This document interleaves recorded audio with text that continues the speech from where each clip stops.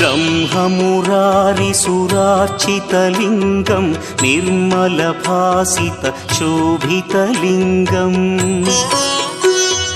जन्मज दुःखविनाशकलिङ्गं तत्प्रणमामि सदा शिवलिङ्गम्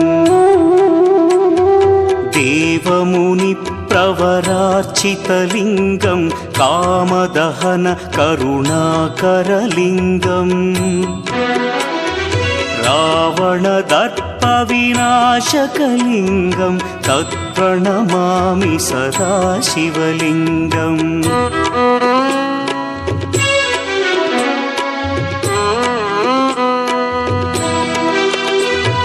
सर्वसुगन्धसुलेपितलिङ्गं बुद्धिविवर्धनकारणलिङ्गं सिद्धसुरासुरवन्द्यलिङ्गम्